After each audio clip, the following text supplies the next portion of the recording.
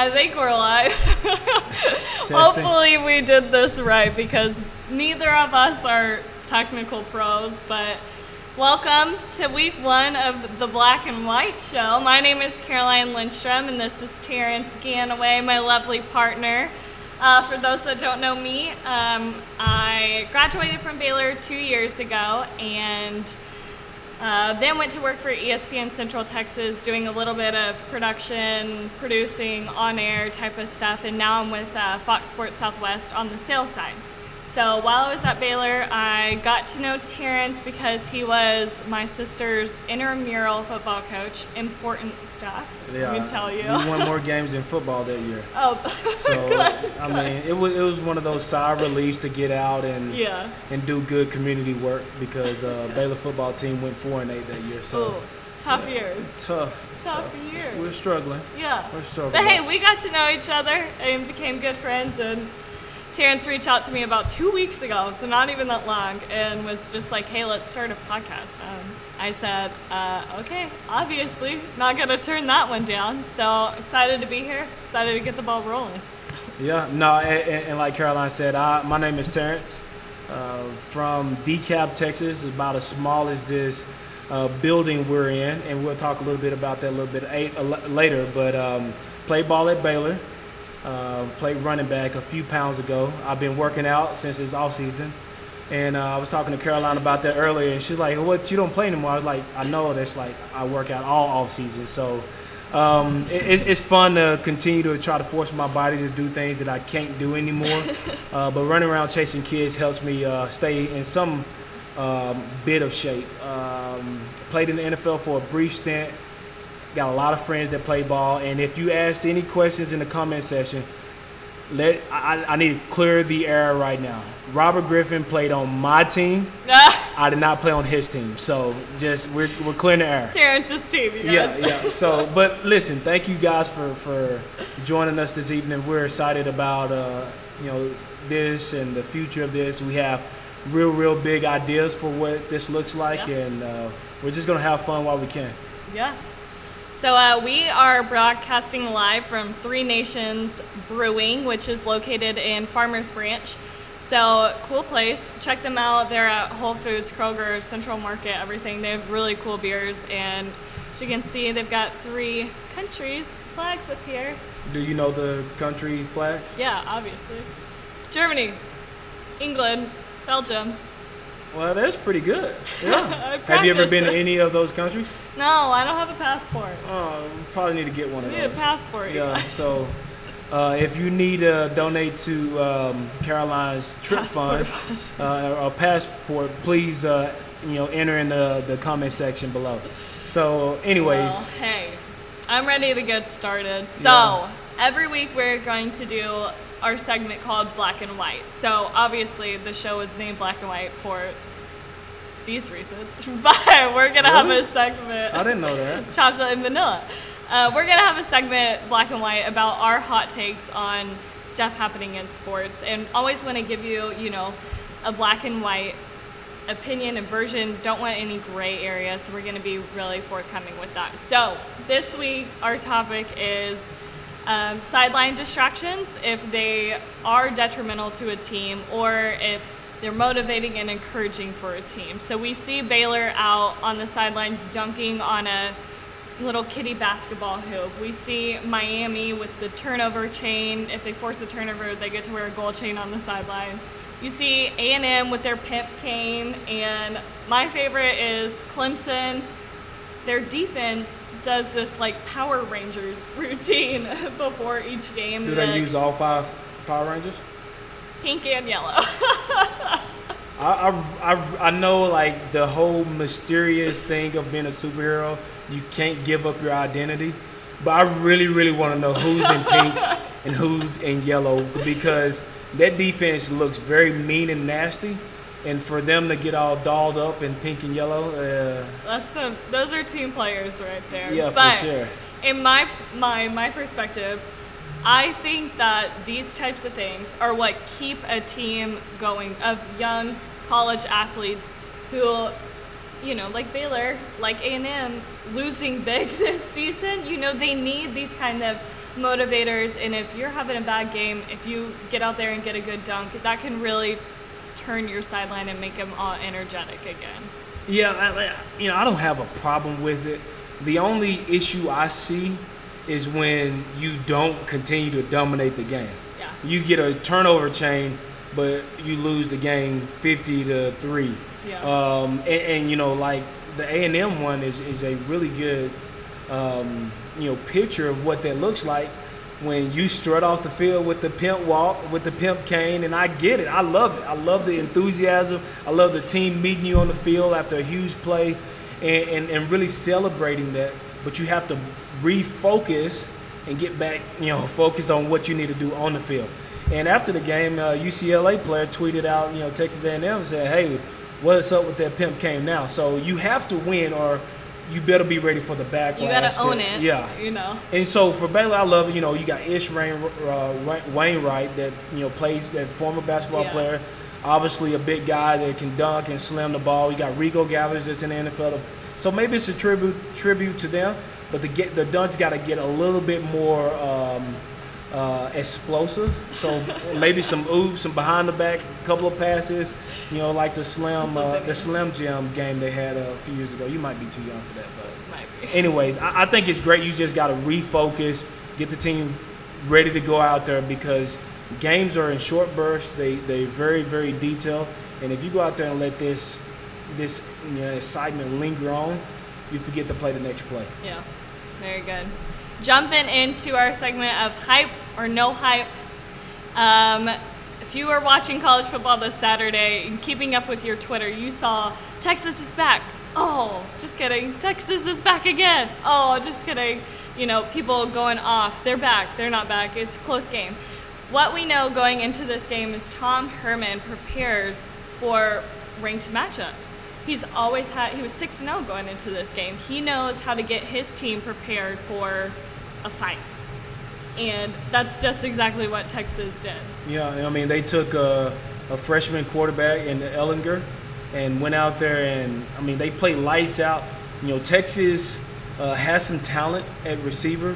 They got a quarterback that seems like they can get their receivers some balls. And Johnson made some incredible catches throughout the game. But they have to rely on the running game. If you're going to go on the road and beat anybody, top 10 matchup, top 10 opponent or anything, you got to be able to establish the run and stop the run. Yeah. Now, Texas did a great job of stopping the run. Their defense played lights out. But when the game came down to it, Tom Herman is great at getting their guys up to play. In 2015, they went out and beat Navy, Temple, and Florida State in the bowl game, and all of them were ranked. But they lost to a UConn team that year that was 6-7, barely bowl eligible. Yeah. And last year he goes out there and starts the season beating number 3 Oklahoma with the Baker Mayfield that we see today, as well as beating Louisville later in the season, Heisman Trophy candidate. But they lost some games later in the season to Memphis, Navy, and SMU, which wasn't a good team last year. So Tom Herman is really, really good at preparing for key matchups. But when Maryland comes to town, I think their team just loses. They're just a little bit more relaxed and focused to win those games. And we saw that. Their defense let up over 250 rushing yards against Maryland and only let up 71 against USC. So we see the positives that come from the big matchups. Can Tom Herman get his team prepared for the games that you wouldn't think you have to prepare for? Well, if you want to rise to dominance, so you want to be University of Texas of the golden days, every game is a big matchup. Yeah. So when you don't treat every game like a big matchup, that's why it's college football. NFL, like Tom Brady's gonna go beat the worst team 100% of the time. College, you get some guys come in and you thinking you're gonna just roll them because you got Longhorns across your chest. That's not gonna happen. Yeah. These teams they don't care too much. They don't put too much stock in brands. It's all about what can you do for me today. And I think Texas will be good. And I think Ellinger will be the great quarterback for Texas to help lead that charge. And Texas beats OU. This year? Yeah. If Tom Herman can beat him with a Houston team last year, he can beat them with his Texas team this year. Well, we're gonna make sure you take all your gluten-free shots, and if they win against this OU's team, we'll come to Three Nations. We'll get Rodrigo in the game back here, and we'll have a bunch of fun and we'll drink to that. But I do not see that happening this fall. Maybe in a couple years, but not yet. So. Well, moving on to Lamar Jackson, there's so much Heisman hype around him, obviously, this season already. He's a great ball player, and people are saying he's going to be, back-to-back Heisman winner. Clemson came to Louisville, and he had a good performance. He's a great ball player. He had 3 touchdowns and 300-something yards. Clemson hadn't let up a touchdown the entire season. So he did his job. I don't think he has the weapons behind him, though, to have his star-studded season again. And I don't think this is going to be back-to-back Heisman years for him. It's tough. Last year, Louisville dropped 3 games. He still won the Heisman. The year that Robert won the Heisman, Baylor dropped 3 games. The year that Tebow won the Heisman, Florida dropped 3 games. So, obviously, when you play a team like Clemson, Power Rangers defense. They got some talent on that defense. They're vicious. They run to the ball. They tackle well, and they create problems for your secondary, especially if they don't do the small things, run proper routes, push up to their proper depth, and then catch some difficult throws. So, Lamar Jackson is a fantastic player to watch. Absolutely. He's one of the most exciting players. I won't put too much stock in this game as far as his Heisman candidacy. Louisville is a great team, and obviously the Heisman goes to the best college football player in college. Right. And without Lamar Jackson on that team, I just don't think you win. You are even close to that. But we got to look at Kelly Bryant on the other side of the football field with what he was able to do with Clemson and how he was able to move that offense up and down the field. I think we start to insert his name in the Heisman race because Clemson is the real deal. They're shaping up to be the best team in college football again this year, and obviously there's a lot of football to play, and every game is a big matchup, so we'll see how that transpires throughout the season. And obviously we saw on Twitter Deshaun Watson tweeting at Kelly Bryant saying he's going to be better than me, so that's exciting to watch. Yeah. We'll see how that one plays out. Moving on to our third and final hype or no hype, Mason Rudolph and the OSU Cowboys. We have seen just a dominant performance from the Cowboys and Mason Rudolph all 3 games so far this season. And yes, they haven't played, ranked opponents, big names yet, but I think that they're the real deal, and they're going to get a test with TCU this weekend, and we're going to talk about that matchup in a little bit. But do you believe in the hype of OSU? I love OSU. I had them picked to win the Big 12. I know Oklahoma is going to have something to say about that, but I really like what OSU is able to do.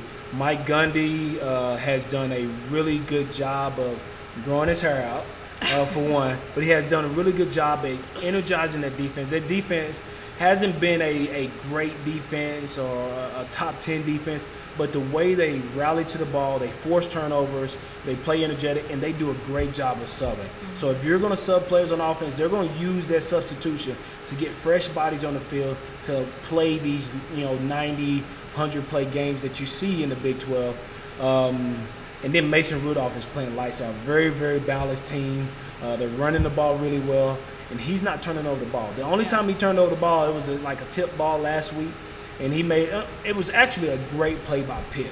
The guy was ball hawk when he got the ball, but the very next play, the defense said, we got your back, and they went and intercepted it and ran it back for a touchdown. So when you have teams like that with that much cohesion, they're going to be tough to stop. And obviously that Bedlam game moved up earlier this year because of the Big 12 championship. It'll be a fun matchup to watch in a few weeks. That'll be the perfect one.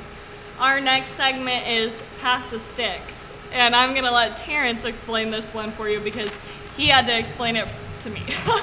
So Pass the Sticks is, I grew up in a home where I had 8 brothers and 2 sisters, so we waited our time. Like, it felt like days before you can get on the game console and play with your team. And if we had this rule that if you were getting beat by 21 points or more, or you getting beat so bad late in the game, you couldn't come back, like, at all. You had to pass the stick. So that means you had to pause the game, go down the end game, or are you sure you want to end this game in that game, and then give the stick to someone else because you needed to get up off the sticks. Yeah. And so, as we start this, I want to say Missouri. Missouri goes out there and dominates Missouri State in the first game, scores 72 points. They haven't scored 20 points in the 2 games since then, like total. Like, something's got to happen at Missouri. Like, something has to change, but definitely. I got a Wii controller, and Missouri needs to pass the stick. What about you? What do you have?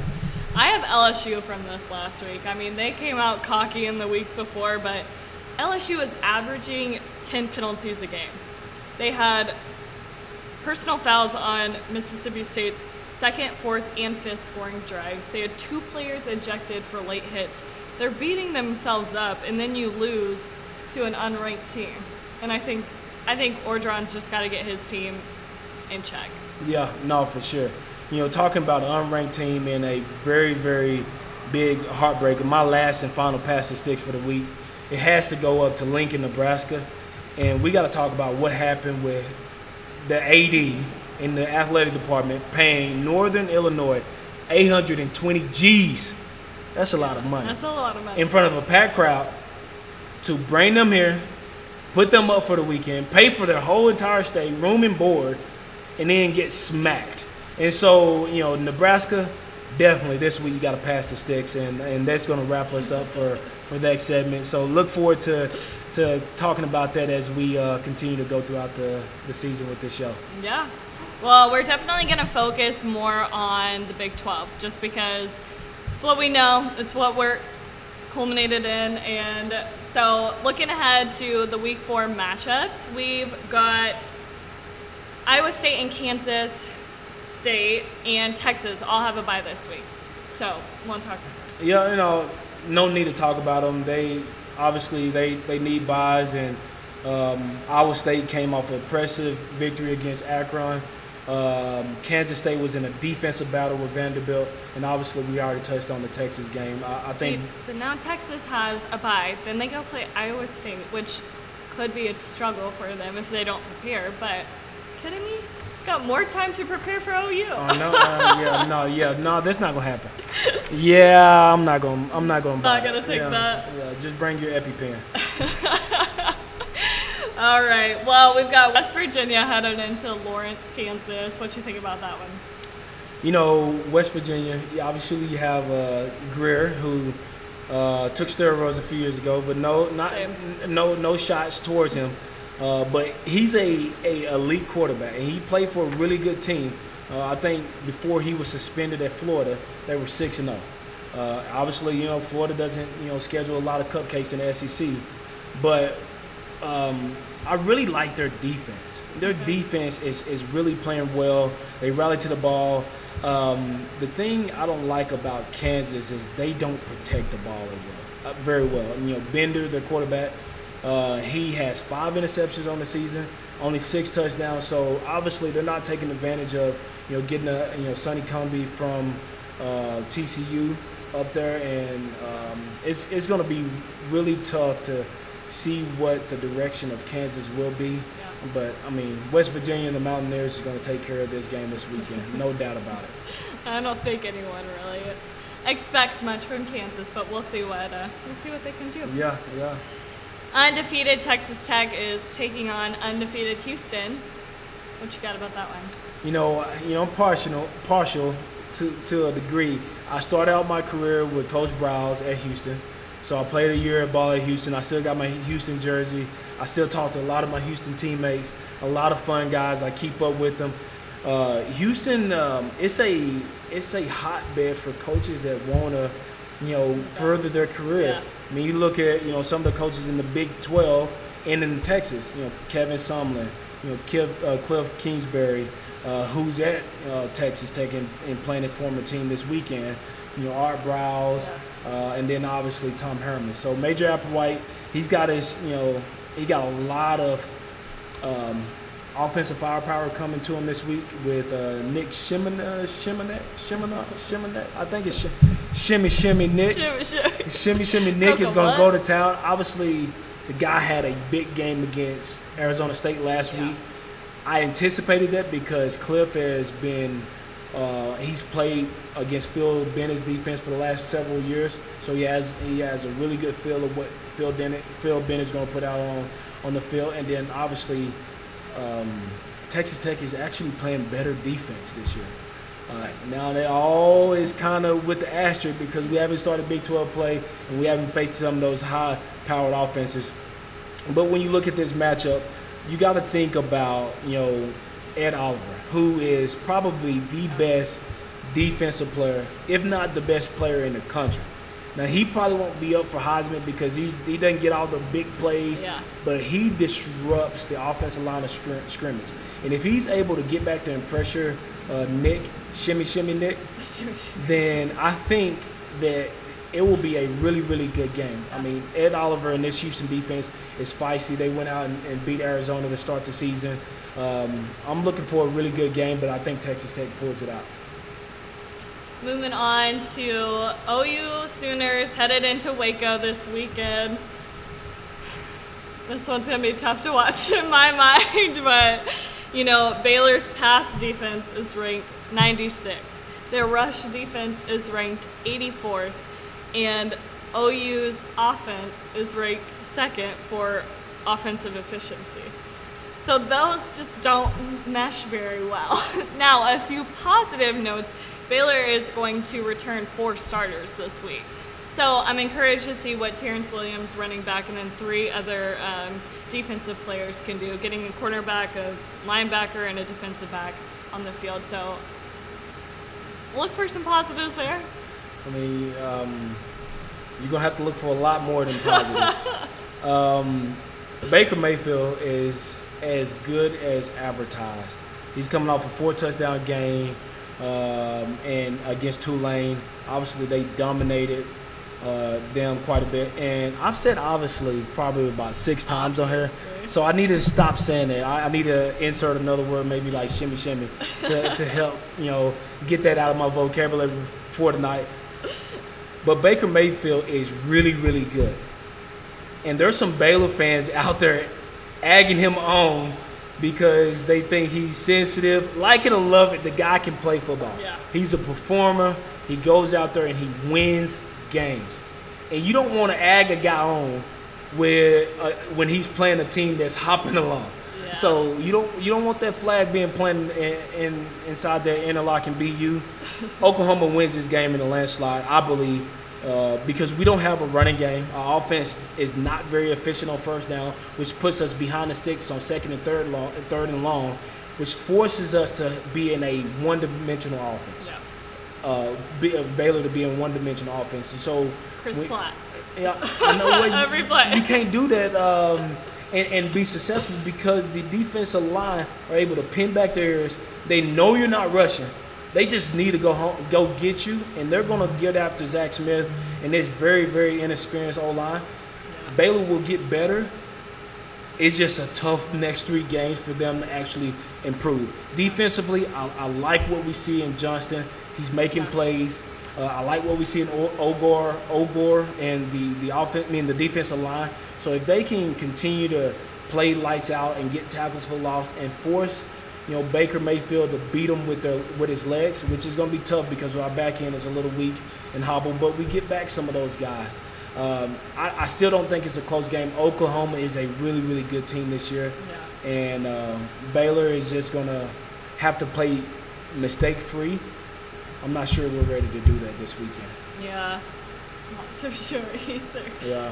The biggest game of the Big 12 might just be the biggest game of all college football this week. We've got TCU headed up to Stillwater, taking on Oklahoma State.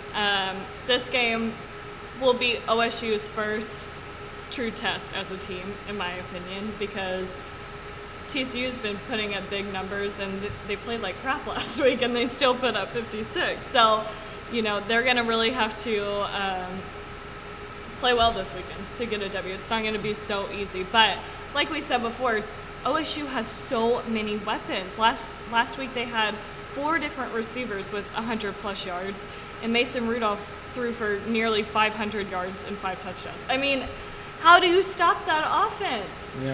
Number one, offensive efficiency offense. So you said behind OU. Oh, I so mean, you in front of OU. The top 2 efficient offenses in the Big 12 are the most efficient offenses in the country. It's safe to say, you know, going on the last matchup, that Baylor probably doesn't win this weekend with that happening. But Mason Rudolph, I was shimmy. I was about to say, you know, the word I'm not supposed to say anymore. Obviously. Yeah. But Mason Rudolph has James Washington, who's most likely going to be a finalist for the Blitnikoff. He's going to play in the NFL. He's a big receiver. He's fast, and Mason Rudolph stretches the field. We haven't faced a team this year that will stretch the field. Baylor or TCU hasn't faced a team this year that will stretch the field like Mason Rudolph will this weekend. The good thing is Gary Patterson is a defensive genius. He knows how to put players in space in advantageous situations, and they take away the ball. I don't think OSU turns over the ball this week. I think it's a 20-plus point game.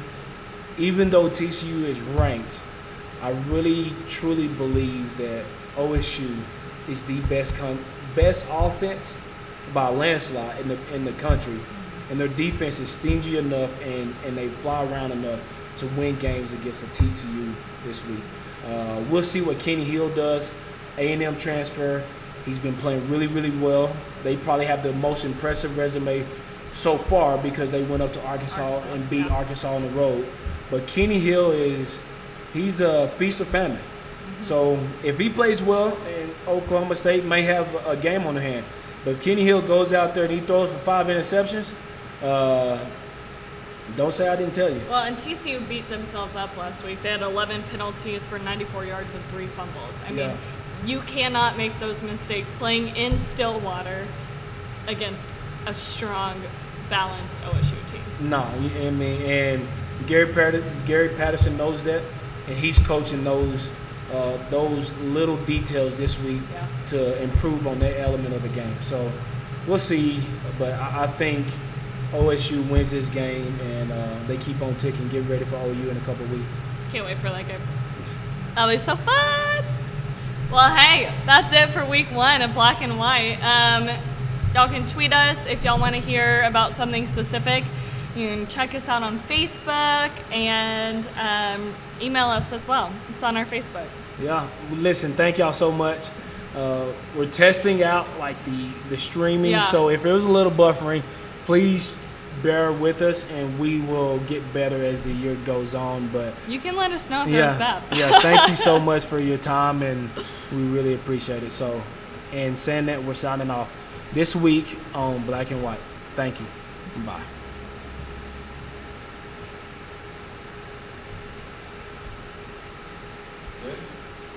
I think so, man.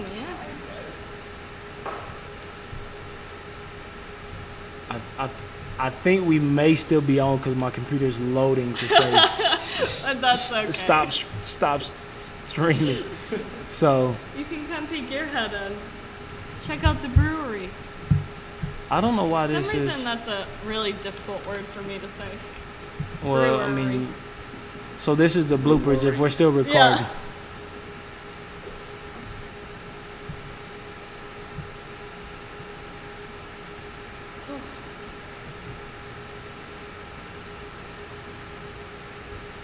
Maybe it's just waiting for that to stop.